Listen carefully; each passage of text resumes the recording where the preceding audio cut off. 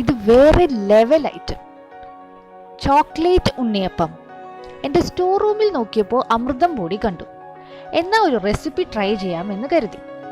1 cup അമൃതം പൊടി എടുത്തു, 1 cup മൈദ, ഒരു 1.25 കപ്പ് കൊക്കോ പൗഡറും പിന്നെ കുറച്ച് ഉപ്പും. ഇതെല്ലാം നന്നായിട്ട് ഒരു അരിപ്പയിലൂടെ അരിച്ചെടുത്തു. എന്നിട്ട് എല്ലാം കൂടെ നന്നായിട്ട് മിക്സ് ചെയ്തു. മൈദ യൂസ് ചെയ്യാത്തവർക്ക് ഗോതമ്പ് പൊടി വെച്ച് ട്രൈ ചെയ്ത് നോക്കാം. കട്ടകളൊക്കെ നന്നായി ഉടഞ്ഞു കിട്ടിയിട്ടുണ്ട്. അതുകൊണ്ട് നല്ല സോഫ്റ്റ് ബാറ്റർ നമുക്ക് കിട്ടും. ഇനി കുറച്ച് ഏലക്കാപ്പൊടി പിന്നെ 3 ടേബിൾ സ്പൂൺ തൈര് കൂടി മിക്സ് ചെയ്യാം. തൈരില്ലെങ്കിൽ കുഴപ്പമില്ല കേട്ടോ, പാൽ വെച്ച് നമുക്ക് അഡ്ജസ്റ്റ് ചെയ്യാം. ഇവിടെ ഞാൻ ശർക്കര പാനീയം പാലിൻ്റെ കൂടെ നന്നായിട്ട് മിക്സ് ചെയ്ത് നേരത്തെ വെച്ചിരുന്നു. ശർക്കര നിങ്ങളുടെ മധുരം അനുസരിച്ച് എടുക്കാം.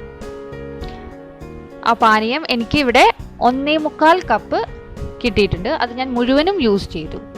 അപ്പോൾ അങ്ങനെ നോക്കുവാണെങ്കിൽ 2 കപ്പ് പ്ലസ് ഒരു 1/4 കപ്പ് കൊക്കോ പൗഡർ. അപ്പോൾ 2.25 കപ്പ് പൊടിക്ക് എനിക്കിവിടെ 1.25 കപ്പ് വെള്ളം അല്ലെങ്കിൽ ആ മിക്സ് പാല് വേണ്ടി വന്നു. ഇതുപോലെ പയ്യെ മിക്സ് ചെയ്യുക.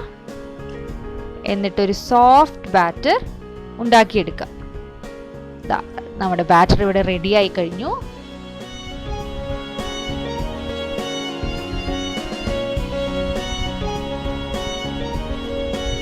ഇനി ഉണ്ണിയപ്പച്ചട്ടി ചൂടായിട്ടുണ്ട്.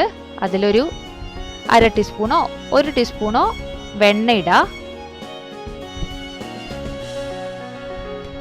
വെണ്ണ എല്ലാം ഉരുകി കഴിയുമ്പോൾ അതിൽ പയ്യെ മാവ് ഒഴിക്കുക. എന്നിട്ട് മൂടി വെച്ച് സ്ലോ ഫ്ലെയിമിൽ ഒരു 5 മിനിറ്റ്സ്. റെഡി ആയി കഴിഞ്ഞു. 5 മിനിറ്റ് മതി വേവാൻ. സോഫ്റ്റായ ഉണ്ണിയപ്പം റെഡി. വെറും ഉണ്ണിയപ്പമല്ല, ചോക്ലേറ്റ് ഉണ്ണിയപ്പം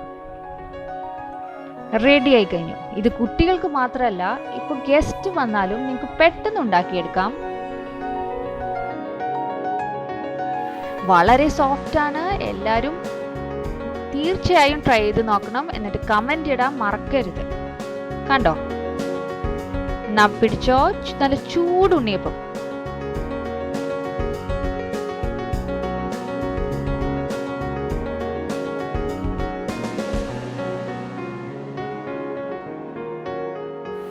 സെക്കൻഡ് റൗണ്ട് ഞാനിപ്പോൾ ഇവിടെ ഇട്ടിട്ടുണ്ട്.